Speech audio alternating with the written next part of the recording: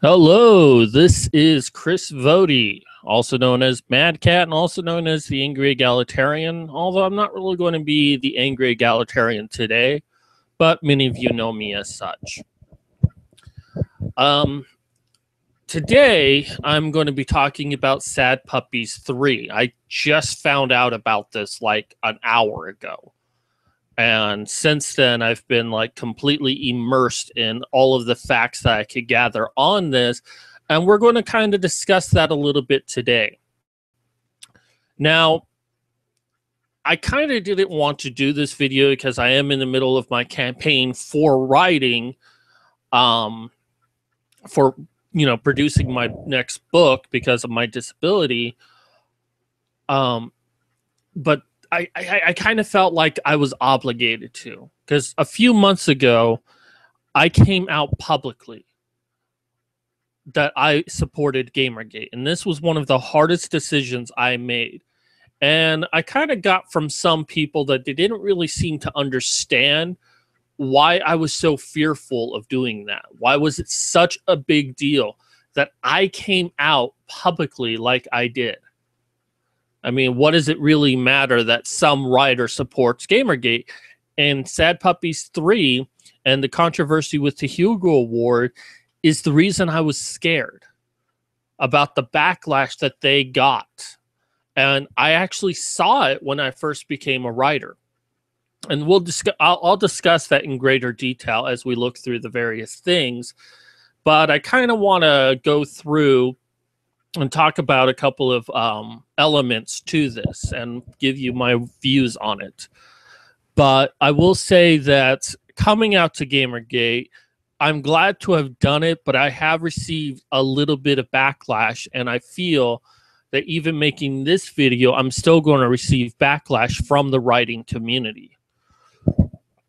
Now, I originally came upon this article because of a blog I follow. I won't mention whose blog it is.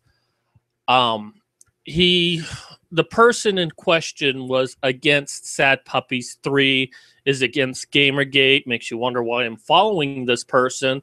Well, mostly because he writes good articles on writing. And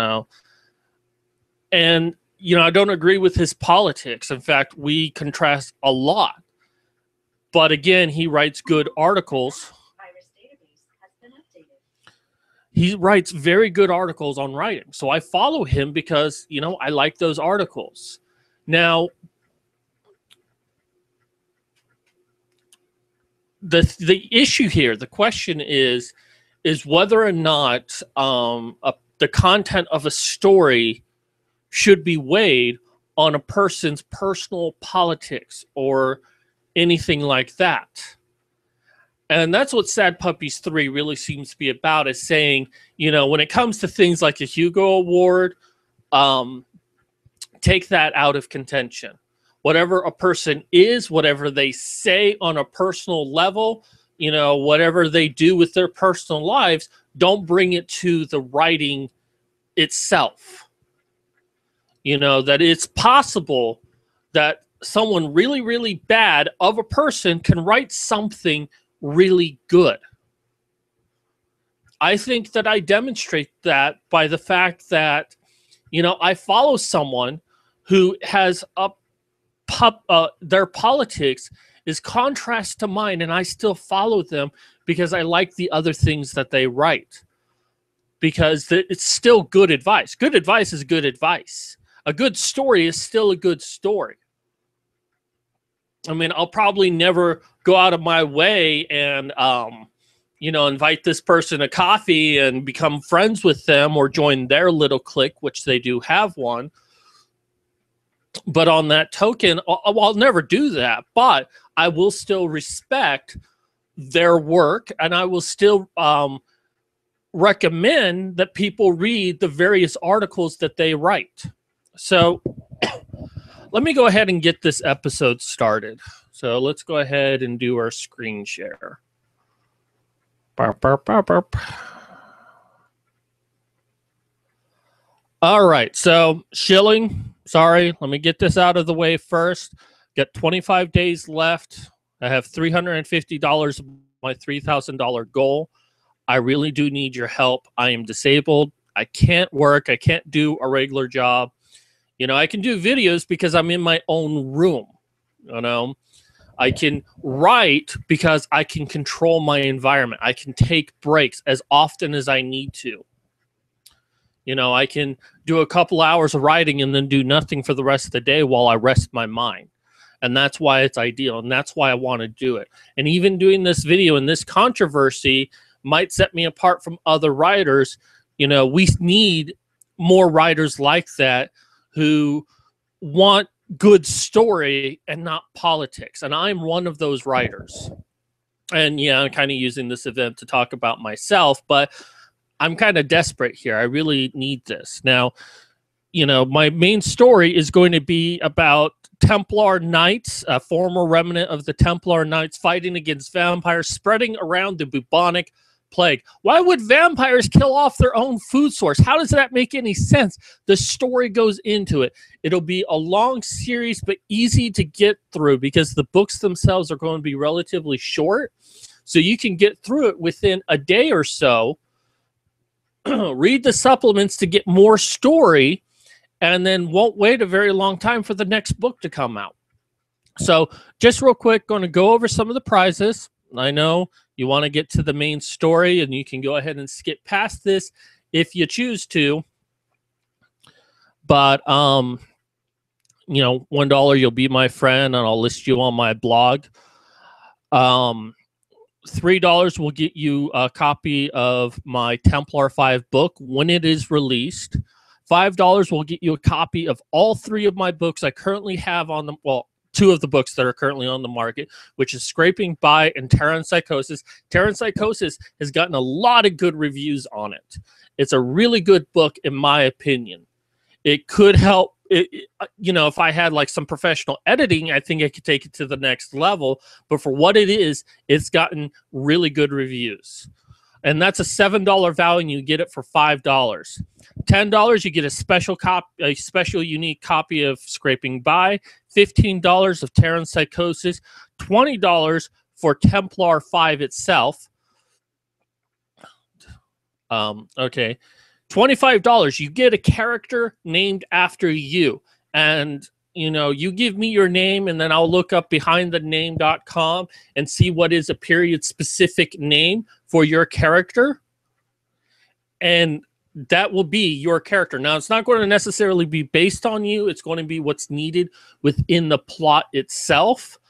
But, you know, somewhere within the entire legacy, and I'm going to have a lot of opportunity for names, you know, going from France to Poland to the Netherlands to Italy to the Britain, Spain, and even to China. There's going to be a lot of opportunity for names for me to come up with characters. So, $50, you get a special Templar 5 that includes maps, character bios, a look into vampires in the Dagar universe, which there are a lot. I mean, at one point in time, there were once over 100 houses of vampires.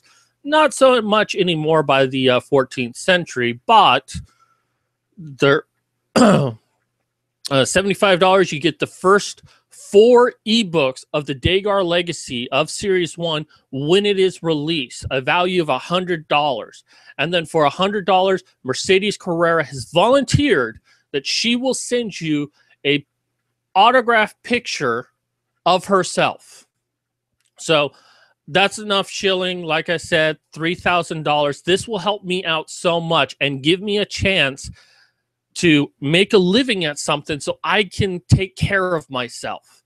Since the doctors won't take care of me, won't help me in any way, I can't get on disability without the doctor's help, which they refuse to help. So I'm going to stop talking about this now. Let's go on to the main topic. So we're going to look at this article in a little bit more detail. It looks like it's from Breitbart.com. And then we're going to look at a few other articles after that to kind of spell this out a little bit more. So Hugo Award nominations swept by anti-social justice warriors, anti-authoritarian authors. So that looks like one really sad puppy. I guess I'd be sad too if I looked like Brain from Pinky and the Brain. Pinky and the Brain, the Pinky and the Brain. Anywho, it is so cute though. So yeah, we're going to look at this article in a little bit more detail. What a time to be alive! Liberals write for Breitbart. A cartoon girl in a green and purple is a symbol of terror for the authoritarian left, and now an online campaign with Manatee for a spokesperson is exposing political cliques in the world of science fiction and fantasy publishing. Let me tell you, they exist. Even before I found out about Sad Puppies, I knew of these cliques existing. And when I first wanted to be a writer, I wanted to be a part of these cliques, because being a part of these cliques was almost like a brotherhood, was almost like a fraternity or a sorority, given that they're anti-feminine, given that they're feminist in nature. But I wanted to be a part of it because if I was a part of it, it means I'd sell books. I've since, and that was like 3 years ago when I was like really wanting to be a part of this stuff. Not so much anymore. In February, we reported on the Sad Puppies campaign, a tongue-in-cheek bid by science fiction and fantasy authors to draw attention to an atmosphere of political intolerance, driven by so-called social justice warriors that is holding the medium back, spearheaded by authors Larry Correia, I'm sorry if I mispronounced your name, and Brad R. Torgerson. The campaign sought to break the stranglehold of old cliques by encouraging a more politically diverse group of fans to take part in the annual Hugo Awards. That seems like a really good thing to me. You know, let's stop with this politics. Let's stop with all of this politics, and let's just get a politically diverse group of people to decide what is the best work. A week of rumors about the campaign's success were confirmed this Saturday when the announcement of the final Hugo Awards ballot. Authors and works endorsed by the Sad Puppies nomination slate swept the field, a reflection of just how many new fans the rebel authors have brought into the Hugo process. Recommendations from Vox Day's allied Rabid Puppy slate also dominated. Indeed, in the categories of Best Novella, Best Short Story, and Best Novelette, the two slates swept the entire field, an astonishing achievement for a genre some considered to be wholly owned by the social justice tendency just a few short years ago. It's worth noting that the Sad Puppies were not the first group to propose a slate of suggested nominations. The trend was started by former president, Science Fiction Writers Guild of America, John Scalzi, who hosted an annual award pimpage post on his blog. British writer Charles Stross followed his example, but there was little semblance of a backlash to either Stross or Scalzi, who were both deeply embedded in the existing clique. So what this is saying here is that John Scalzi, who I've actually met before, I don't ever think you'd ever remember who I was. I was just some random person at Comic-Con, but I have met him before. I didn't really have any strong opinions of him, but so basically, a few years back, John Scalzi is like, well, you know what? Let's get our clique on the inside, and we can decide who should get it awards. And yet, following today's news, the same people who fawned over Scalzi's erupted in outrage. Apparently because of the Sad and Rabid Puppy organizers and authors are identified as libertarians and even, shock horror, conservatives. I'm not really I guess to an extent I could be considered a libertarian. I really don't know, nor do I really care. I'm definitely not a conservative, and I tend not to find too much common ground with conservatives, but I don't hate them. Earlier today, I tried to inform a Guardian contributor about Scalzi's record of nomination slates. I noticed he was preparing a story on the Hugo Awards, and as a fellow journalist, I thought I'd provide him with some relevant information. His response was to block me. Yeah, but that's what happens with social justice warriors. You give them something that states that their narrative is not as they claim it to be, and they'll block you because it's easier to block a dissident than to address what they're actually saying. It really is hard to part a man from his double standards. But the fact is, the Sad Puppies are playing by the rules established by Scalzi and his clique, and they're winning.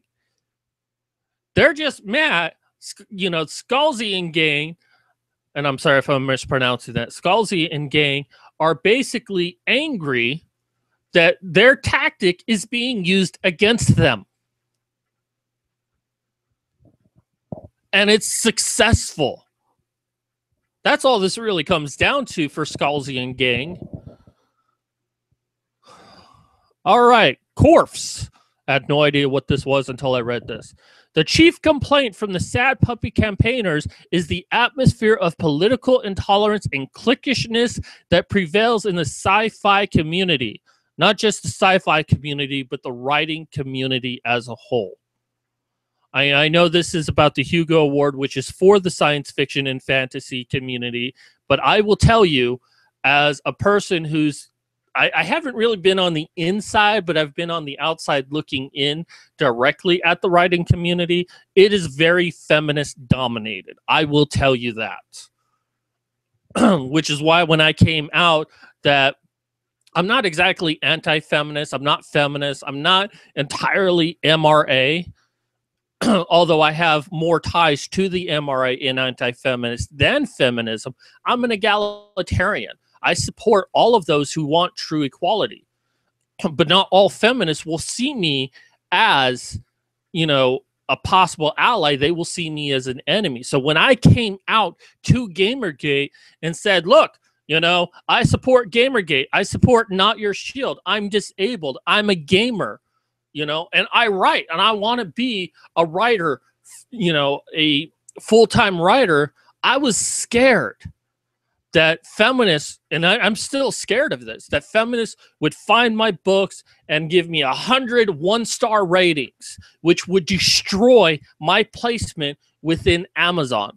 Right now, I'm pretty good. I'm at like 1.8 millionth place, which doesn't really sound like a big deal, but you got to consider that there's probably over 10 million books on Amazon at any given point in time, and I got 1.8 rating. I've got a 4.5 star rating after 10 ratings. So my book is doing fairly good. And my future books, I've had a lot of people tell me is pretty good. And I guess, when I release my first book later this week, I'll get a little bit more feedback from people, which I welcome, because, the feedback I get, I can put into my book and make better. Or just completely ignore you altogether. Either or is a possibility, but I do take reviews seriously, even if I don't follow them. But, a feminist could find my work and 100 or 1,000 of them could all give me one-star ratings and completely destroys my work. That is a fear I have, and I still came out. So according to the libertarian sci-fi author Sarah Hoyt, whispering campaigns by insiders have been responsible for the de facto blacklisting of political nonconformist writers across the sci-fi community. Authors who earn the ire of the dominant clique can expect to have a harder time getting published and being quietly passed over at award ceremonies. Ding, ding, ding.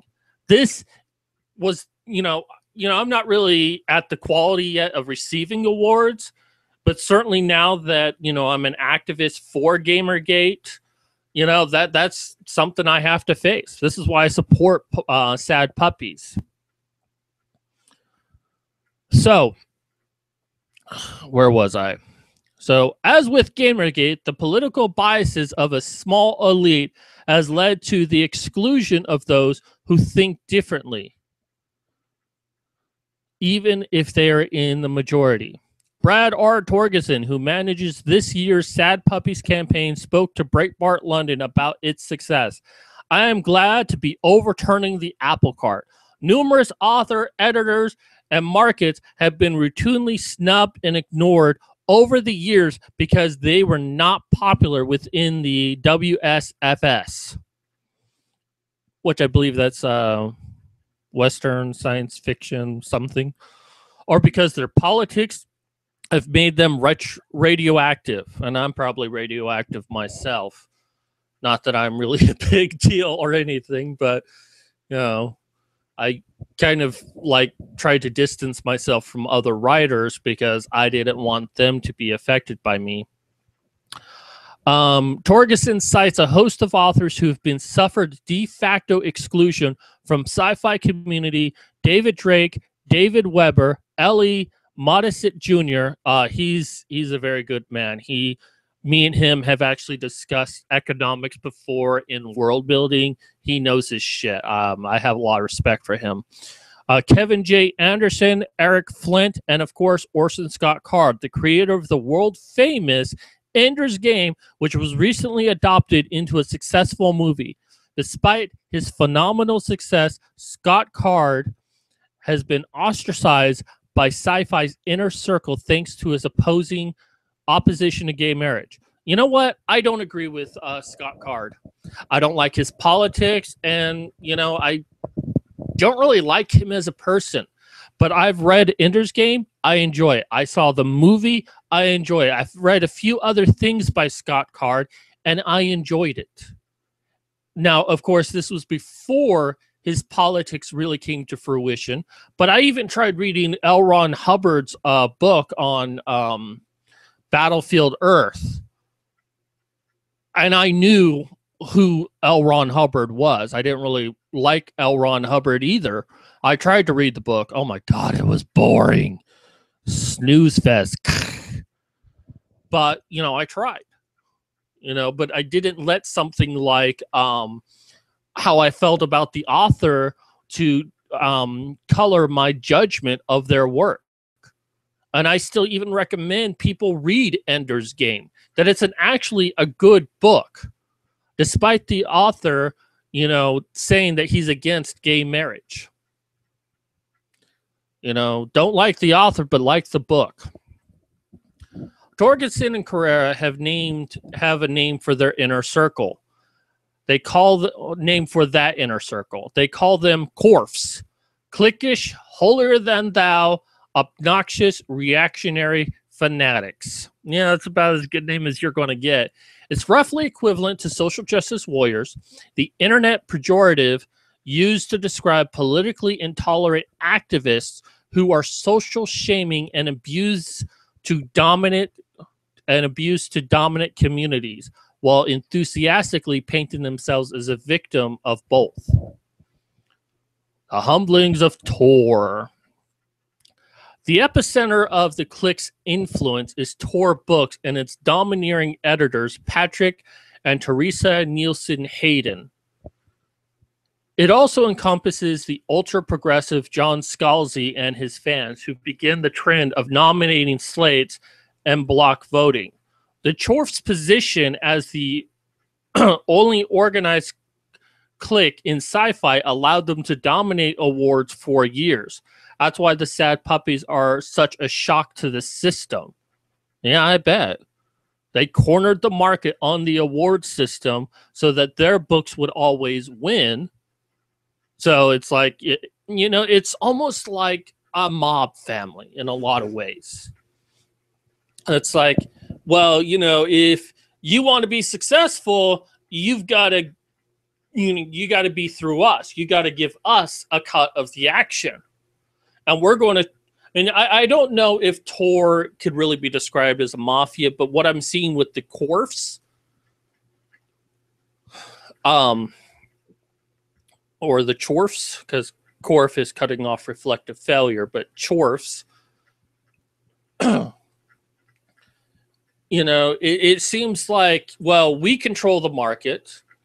And, if you want to be even part of the market, you have to live by our standard. And that is wrong. It shouldn't be like that. And yet it is. That's why the Sad Puppies are pretty much exist, from what I can tell, because of this cronyism. And this is the thing that Gamergate was fighting against with gang journalism. They cornered the market, so they were the ones who decided. They were the ones who decided who gets who gets good reviews and who gets bad reviews. And if you piss off news media, they're going to give you a bad review just because they can. And that was the whole thing with what was it, Brianna Wu? She's becoming so obsolete from this, I can barely remember her name. But she knew how to play the system. She slept her way to reviews. And I know there are people out there, oh no, she never actually did, and blah, blah, blah, blah, blah. Yes, she fucking did. She manipulated the system to her own financial gain. And that's the problem. That's what Gamergate is fighting against, is bullshit like this. And now Sad Puppies is doing the exact same thing. Now, Sad Puppies has been around since before Gamergate, but with the popularity and rise of Gamergate, Sad Puppies is now able to have an effective change on the sci-fi community. Okay, enough ranting. Let me get back now. So, Tor Books claimed the Locus Awards for the Best Publisher for 26 years in a row and has won 38 of 156 Hugo nominations in the last 30 years. In 2014, when Tor.com was founded, it claimed 50% of short story nomination at the Hugos, 40% of the novel nominations, and 20% of the novelette nominations. Its influence allowed widely ridiculed sub-Tumblr standard works of fiction such as If You Were a Dinosaur, My Love, and Chicks Dig Time Lords to make the ballot.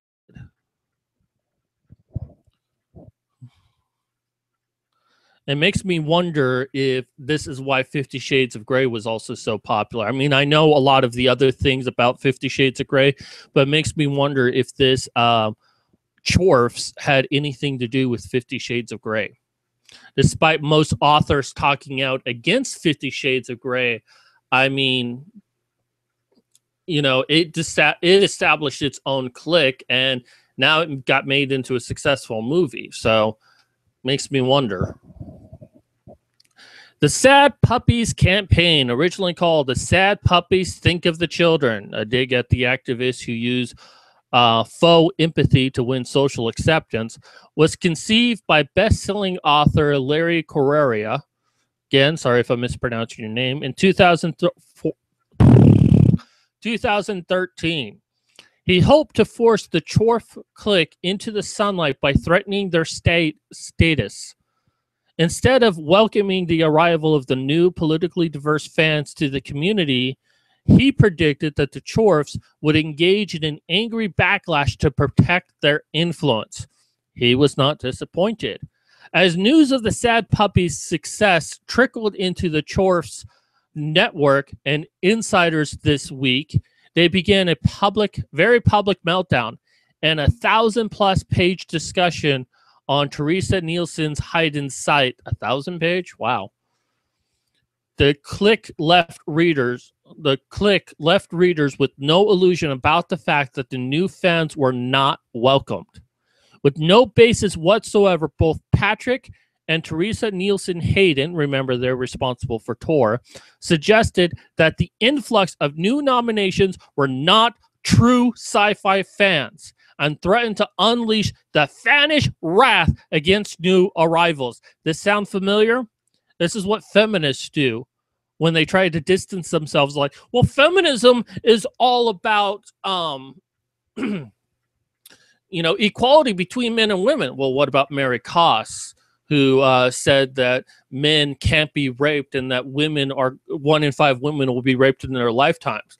Oh, well, not all feminists are like that. This is the same fucking crap they're doing right here. These are not true science fiction fans. We should kick them out so we can maintain our influence. I guess the angry egalitarian is coming out today.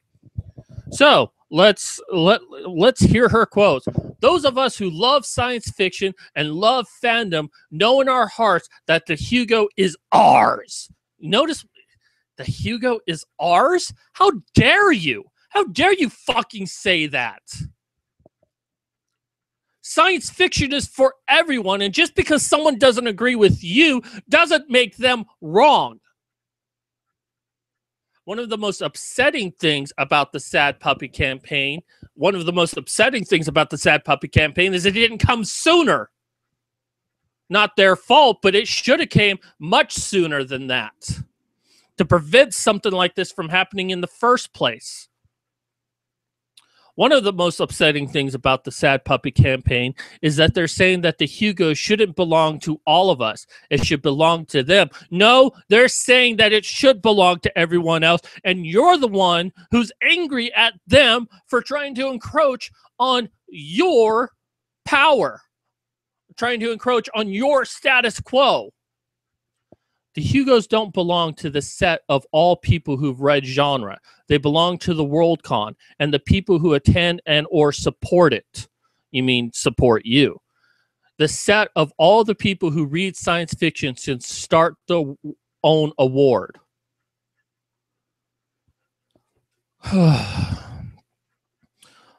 Who knows what we should call the fans who don't meet Nielsen Hastings' approval? Wrong fans, perhaps? Or the vast majority of the reading public? Strip away the spin.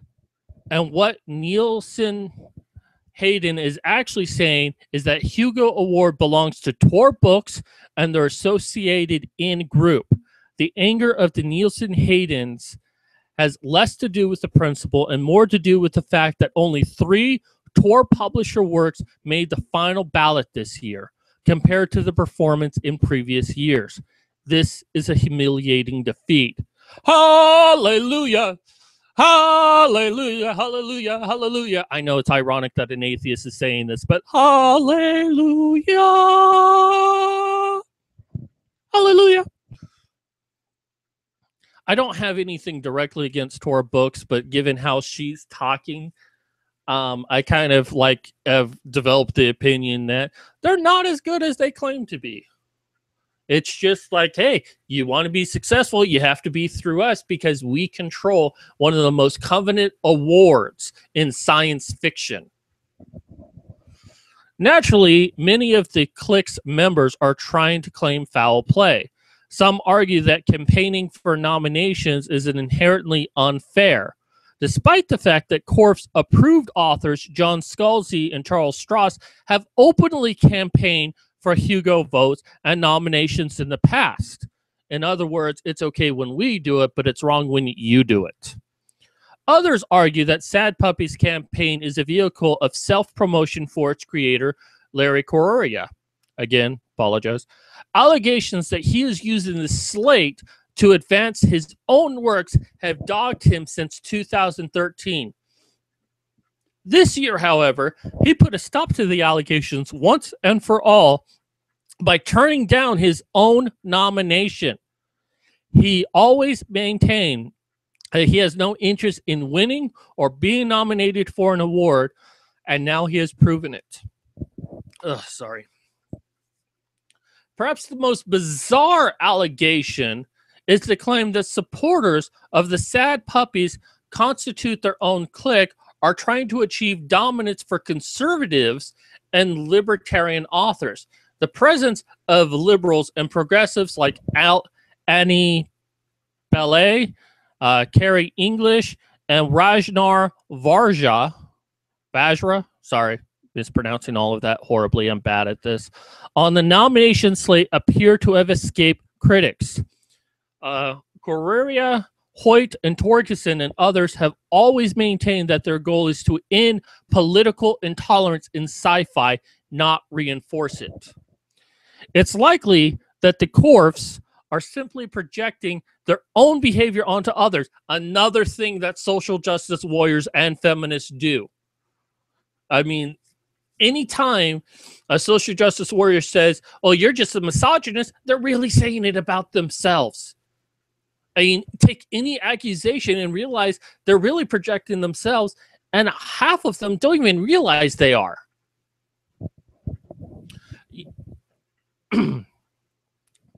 It's like when a man or a woman accuses their lover of cheating on them. It's like, well, you're just going around and cheating on me. Most likely, they are the ones who are actually cheating and trying to get you to admit it so they can feel justified for doing it or won't feel guilty for doing it. That's what social justice warriors do. They want you to admit for being misogynist or sexist or racist so that when they do it, they can feel justified that they're doing it because you're doing it. And that's what's happening here. When you've been engaged in political intolerance for so many years, it must be hard to imagine that anyone thinks differently.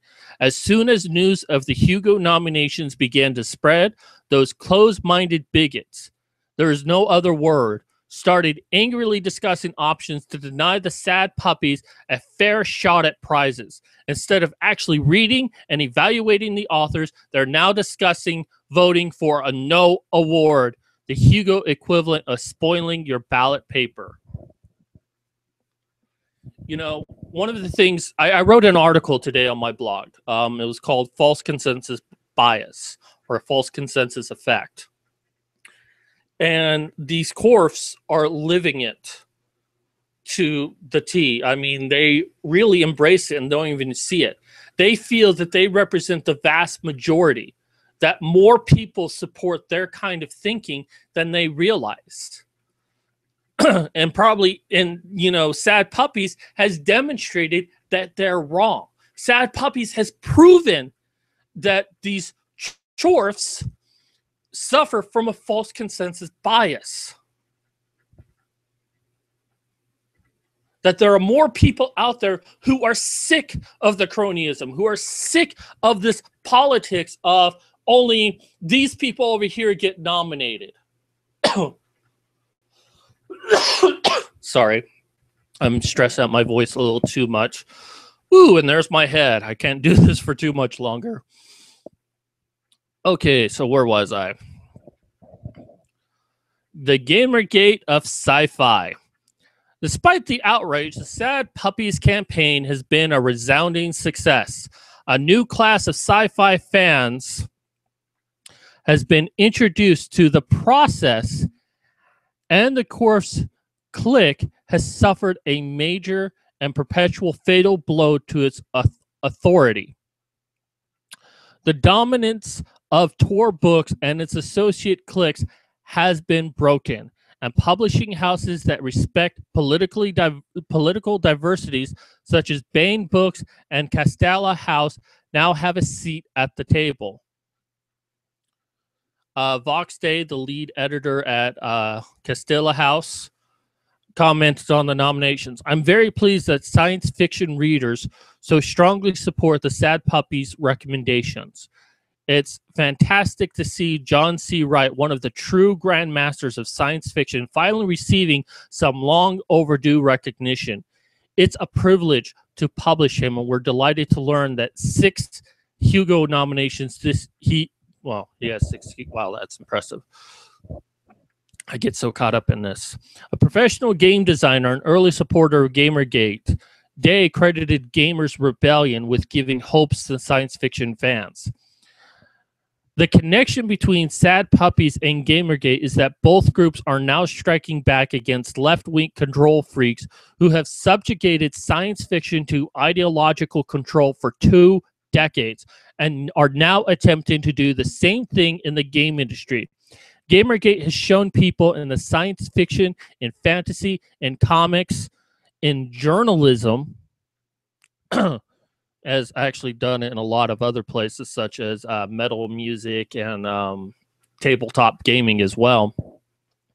But that you don't have to hide what you truly think anymore, because social justice warriors are going to attack you and try to drive you out of a job. You can read, write, develop, and play what you want without fear of their disapproval. Well, I'm still fearful of it, but, I'm willing to face that fear. Vox Day is well-known in the sci-fi community as a right-winger, but people of all political persuasion have rallied to his call for intellectual, political, and creative freedom. That ultimately, it is what the Sad Puppies hope to achieve, a community where creatives and artistic merit count for everything and where social and political conformity count for nothing. Thank fucking God. This is what we need. This is what Gamergate needs. This is what Sad Puppies, what gaming, what sci-fi, what all writing, what all artistic forms need.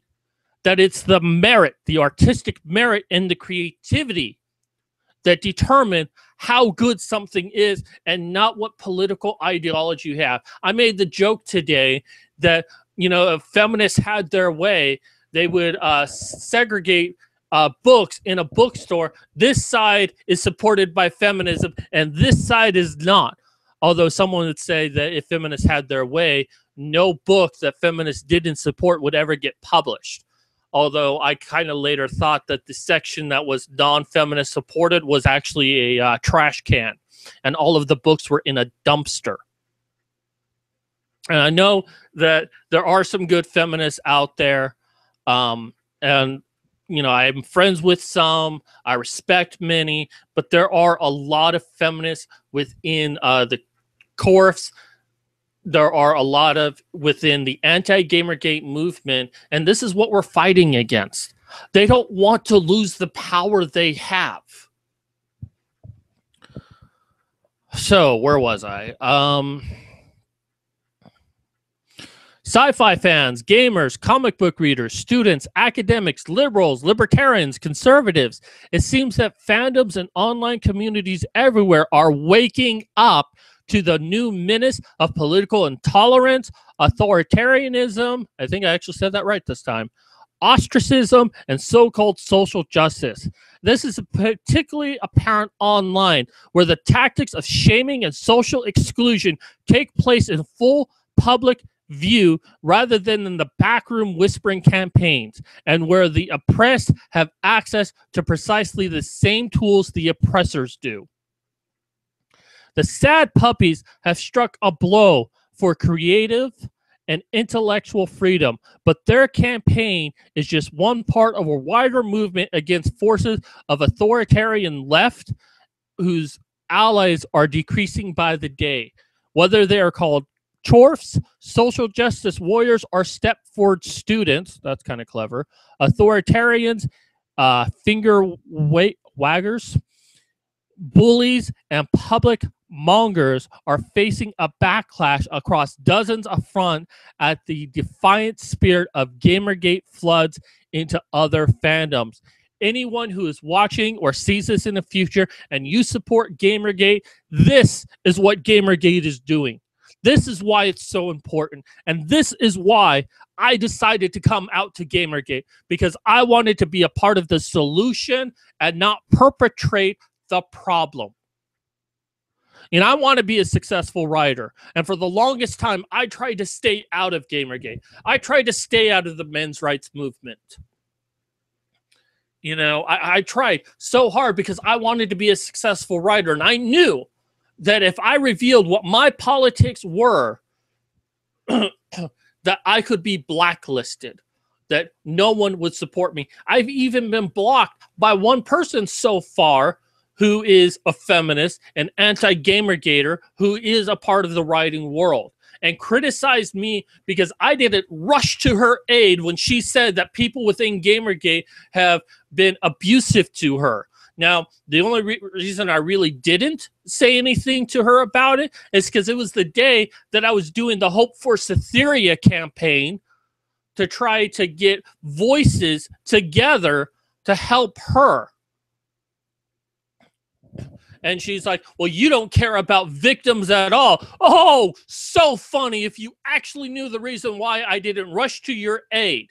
And had I done it, had I rushed to her aid, I would have said, okay, I want you to give me names of all the people who spoke negatively to you that you think is from Gamergate. And I'm going to go in, check these people out. I'm going to ask around Gamergate to find out who these people are, try to get their side of the story. And if these are people that we need to police, then so be it. Because that's what Gamergate does. We police our own. If someone is doing something they're not supposed to, we make sure that they are either ostracized or punished. Feminism, anti-Gamergate, CORFs, social justice warriors, they don't do that.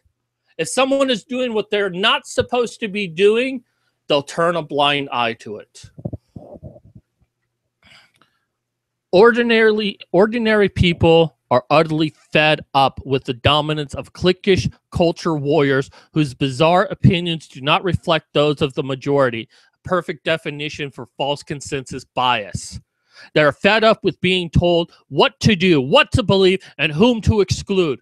And whenever or whoever they may be, crusaders for political and social conformity are in the midst of a storm, and that storm is only just beginning. Oh, yeah, it is. So, let's take a look at a few other things real quick. So, as you'll note that this is a archive. Hugo Award nominations fall victim to misogynistic, racist voting campaign. This was an article on Entertainment Weekly that I believe came out a few days ago. And this article has been recently corrected on Entertainment Weekly by the same author. And we'll go over that in just a moment. I'm going to read you the only real difference between the two articles.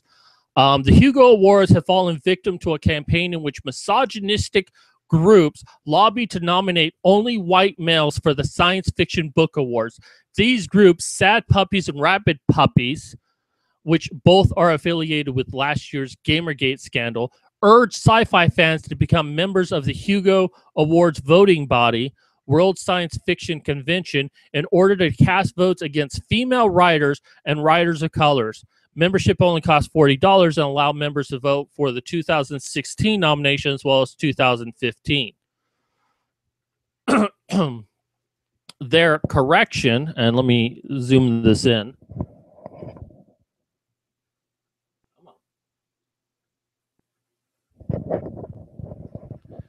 Which was released yesterday after misinterpreting reports in other news publications, meaning they didn't actually do any research. EW published an unfair and inaccurate depiction of the Sad Puppies voting slate, which does in fact include many women and writers of colors. As Sad Puppies Brad Torgerson explained to EW, the slate includes both women and non-Caucasian writers, including all of those people listed there.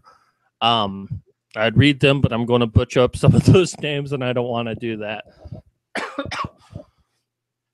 The story has been updated to more accurately reflect the EW's regret the error.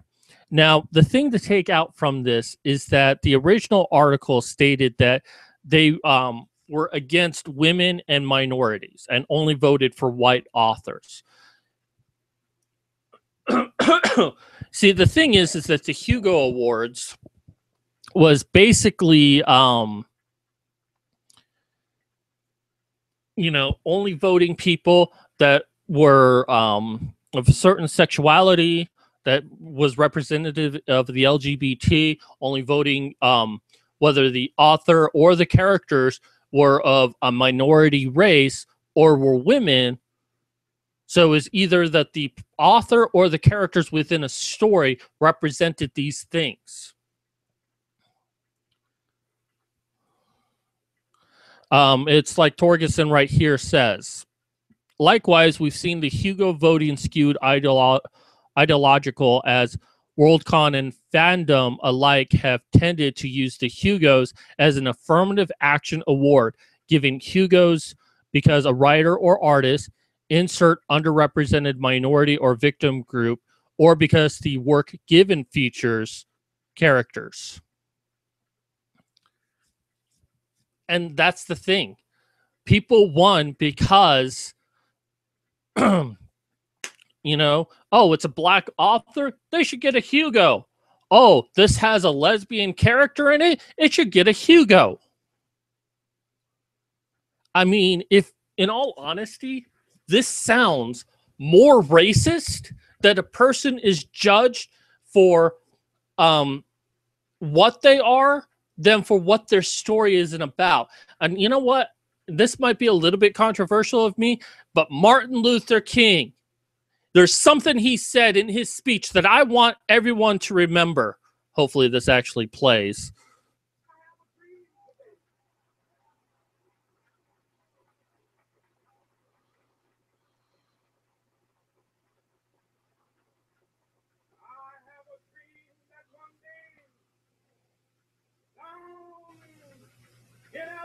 Oh, wait, let me back up a bit.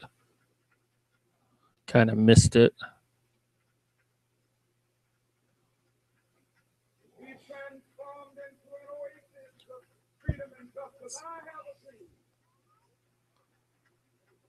Here we go.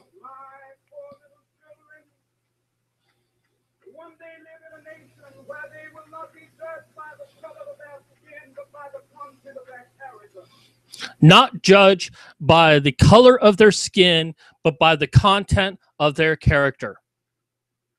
Martin Luther King said that. And here we have a cronyism, the chorus choosing someone because of the color of their skin.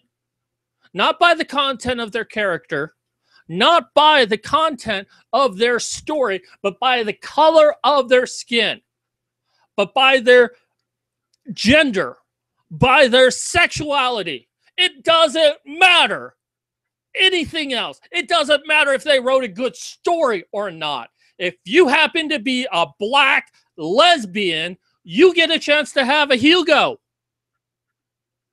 It doesn't matter what you wrote. All it matters is that you are a minority. You are a black lesbian feminist. You're a social justice warrior. You support, you know, the cliquish nature. And I'm sorry, but anyone of any other race, gender, or sexuality should be insulted by this. You should be flat out insulted that anyone gets selected, not by the work itself, but because of something that they couldn't control, something that they were born as. And that gets more respect in the sci-fi world than anything you write. Let me take another example here, and this was played for laughs, but Dr. Kelso wants me to be a role model for the community because I'm a great doctor, and that's great, and I will sign on the dotted line. That's not what this is about. All my life, I've been singled out because I'm black. I didn't even hear the content. I don't know if you can hear this or not, but you could probably go to the channel. But basically, Tark here is being given first place for the science fair, even though he didn't enter into the contest, and he's getting, just so they can say, well, we're not racist.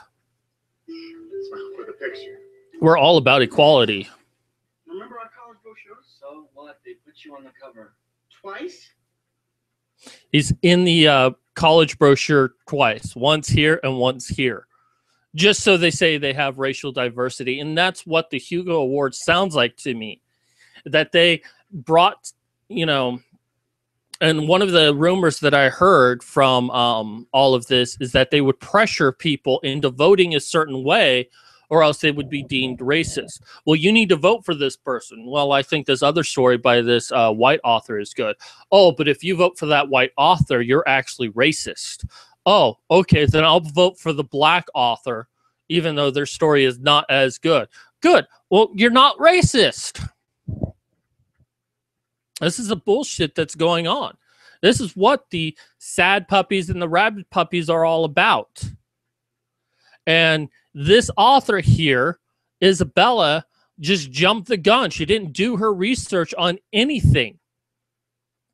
And authors like her are stating that, people of the Sad Puppies, especially the people who organized it, are racist and sexist. Brad Torgerson, what's your response to being a sexist and a racist? Let's see here. Let's go to his website. Oh my God, he has a black wife. Apparently he loves women and he's not racist. Oh my God, my mind is blown. And in fact, many of the people within the Sad Puppies are women and minorities. Oh my God, you mean people of minority and women don't need other people speaking for them? It's almost like not your shield. So I found this article by Vox, and he's listing the article that I'm about to name, but I want to read a couple things from it, and I'm almost done here. So so this was actually Brad Torgerson's article on the next page that I showed you. There's a few things he lists here, and then I'm going to read a few things that I've taken out. What disturbs me the most or more is that the field of science fiction and fantasy is stooping this low. That some of my colleagues, and no, contrary to the impressions of the field 20 years ago, not everyone likes or gets along with each other, have decided to make the nerd argument over the Hugos into a decidedly personal grudge match, where the object is not to just win the argument, but to destroy the arguer. Professionally, in the marketplace, on the big stage of public opinion, this is the kind of stuff you ordinarily find in a cutthroat national political election. But then it's been clear for years that cutthroat politics have drifted down into the nerd circles of all kinds, comic book circles, movies, television, video games, etc. There's simply no escaping it. And there are people for whom the whining is more important than ethics, more important than integrity, and more important than the truth. It was John McIntosh who was saying that a documentary shouldn't be about the something strange. And he was quoting someone else, but it kind of explained a lot. But it was something like, there are other ways to get to the truth than using facts. And it's like, what the fuck? You think that you can arrive at the truth without using facts? Are you a fucking moron? And this is what the chores are doing. This is what the social justice warriors do. This is what feminists do. The third wave feminist movement. This is the bullshit that they use. That winning is more important than ethics, more important than integrity, and more important than the truth. They don't care about helping anyone. They only care about winning. And the truth is, I'm not a dastardly guy as the Entertainment Weekly piece makes me out to be, and neither is Larry. And I'm concerned with the infestation of political correctness that has invaded sci-fi and fantasy over 15 years. Oh, am I concerned? He's asking. You bet. Today's ride on the media drunken machine was just another iteration of the near endless attempts by the political correct to enforce their views with slander and falsehood when it comes down to it. Our field is disease. It has been struck by the same mental virus that has been permeating other sectors of our culture, as our astute have been recovered victims put it. The new zealots are a cult who dwell in depressed and anger, seeking the slightest excuse to lash out and make other people suffer. Today, the Crusader mentality decided to defame and slander Brad R. Torgerson, the evil, demonic, racist, and hateful, sick, bigoted misogynist. As my friend Larry often quips, it's half the bastard. If I was half the bastard some of the Crusaders say I am, I'd probably hate me too. But really, when sci-fi fantasy sinks to this depths, you know we've jumped a certain kind of unfortunate shark. Political correctness has gone to a place of destructive, take no prisoners, soul tyranny that could very well and permanently wreck this field unless good men and women of conscience decide to stand up. Well, you better believe I'm motherfucking standing up. I'm not going to put up with this shit. This is why I came out to Gamergate, because I'm sick of this influence that social justice warriors has on the writing community, and I want to speak up against it. Sorry, let me go back to what he was saying. I made the decision a long time ago that I wasn't going to be one of those professionals who I cannot speak. Diplomatically skulks around the field, obsequiously, I can't read, trying to avoid controversy and not upset the bigger fish. I know how he feels. That is how I felt for the longest time when I first became a writer. I didn't want to be a part of the political system. I didn't want to be a part of Gamergate. Well, there's other reasons I didn't want to be a part of Gamergate, but that was one of the reasons why. I didn't want to be a part of the men's rights movement. Because if I did, I'd run risk of ruining my career before it ever even really started. And the reason I came out against it is because I kept seeing the abuse that these groups had. And I just couldn't sit idly by any longer. I had to do something about it. And that's why I put a risk to everything that I want, all of my dreams. Because I'm going to be part of the solution and not be an excuse for the problem. But let me go back to what he's saying. Again, I've seen too much of the elephant. My career isn't so important to me that I am willing to become an ideological chameleon or cipher. Perhaps that has angered some people to the point that they believe it's a time to end Torgerson once and for all.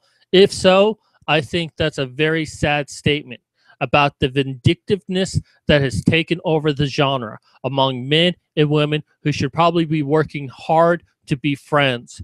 Folks, until or unless political correctness is given the boot, this kind of stuff isn't going to stop. It won't just be me getting the torch. It will be you too. You other authors, you other fans. Political correctness has a bottomless stomach and is red in tooth and claw. Even if you try to appease the beast, it will eat you eventually anyway. And that is very true. So let me go ahead and click on his link here.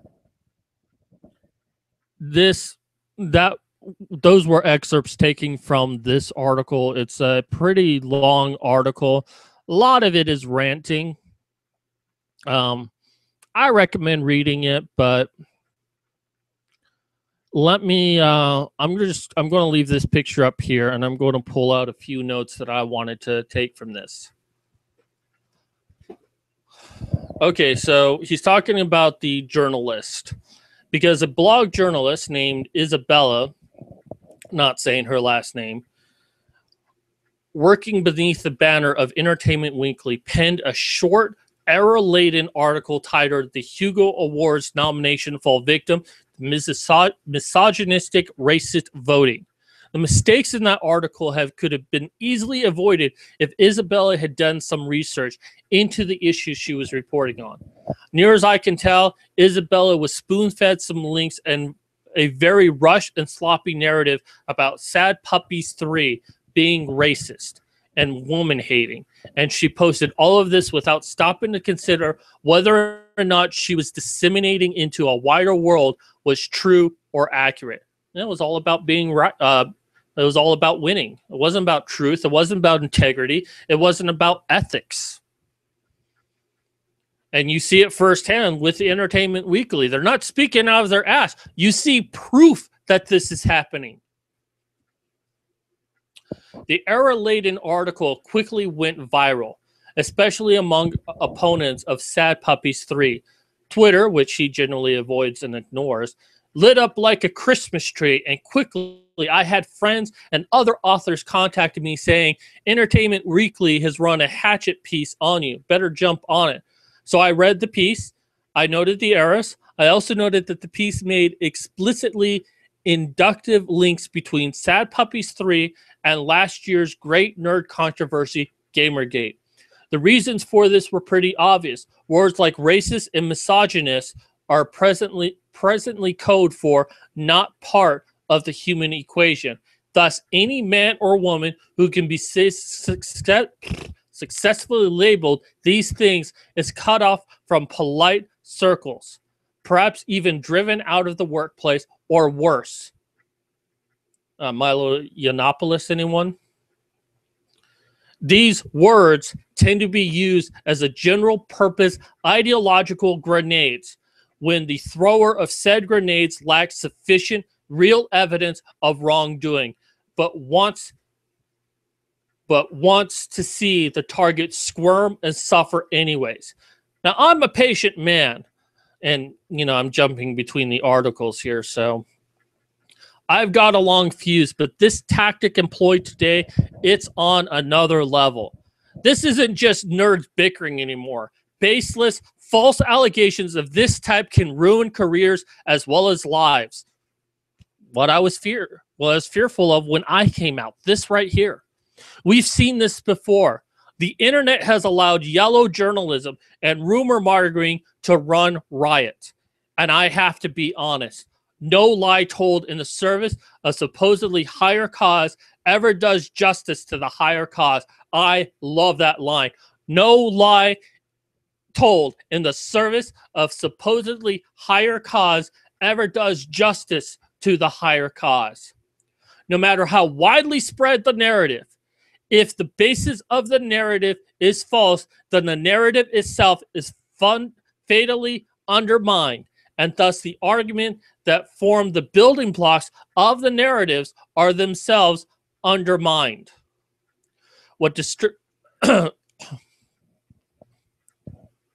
And I already read that paragraph from the last time.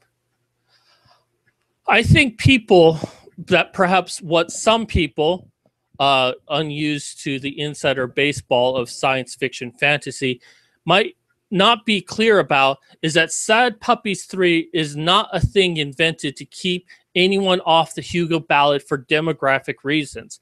It was invented originally to poke fun at some try to predictables in the selection process, as well as scuttle the notion that the award was actually about quality, when it was more or less about popularity of a quasi-politicalized contest the whole time. Along the way, we fairly skewed the concept of literary affirmative action, that works and authors should be judged on the basis of the author or character demographics and box checking, and not the audience enjoyment of the prose. So that perhaps that's where opponents of SP3 thought they found a toehold. And they used it as the best they could to rope in a lot of outside media in a clownish attempt to punish and discredit both Larry and myself. But really, when science... and I already read that part as well. So, what we're seeing here is just another building block of Gamergate. What started last year as... oh, my mind is starting to go. I really have to stop soon. Stupid disability. What we saw started as corrupt journalism has seen a much bigger picture. It's not just that there's corruption within journalism. We've always known that. It's that there is a bigger force out there trying to control all forms of art, comic books, music, video games, and now writing.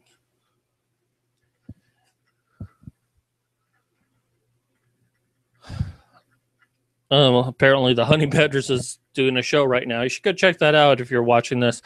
But this, and what we're seeing today is a victory for Gamergate.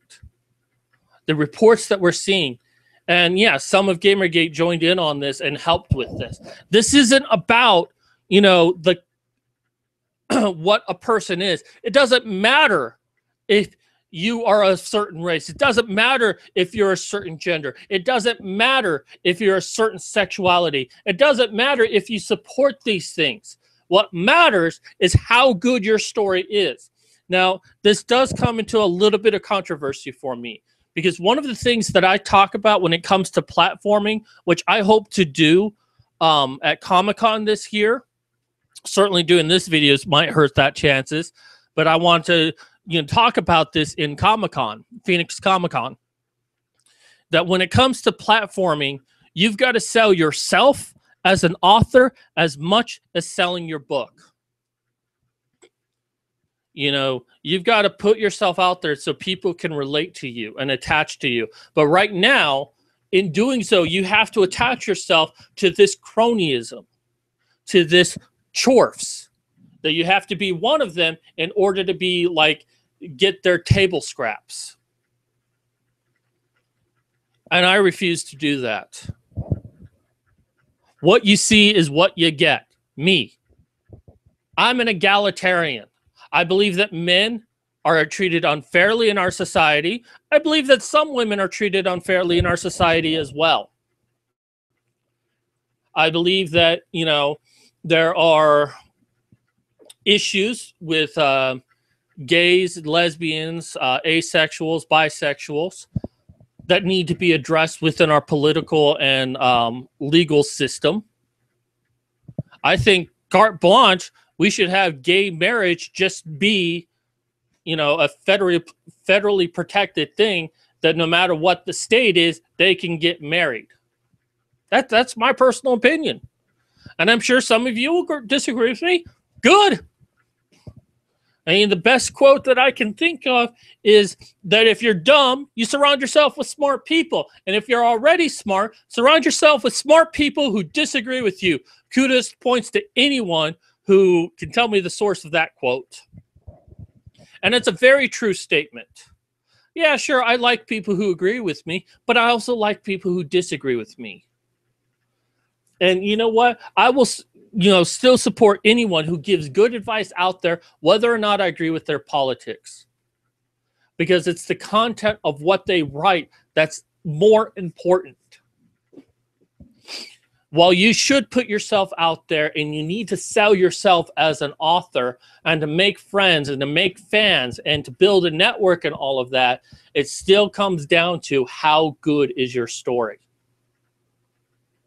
Because there are some people out there who will manipulate the system, who will get a book like 50 Shades of Grey to get a movie deal. That book is fucking horrible. I'm not even talking about the bad BDSM elements, and I'm talking about how it's actually written.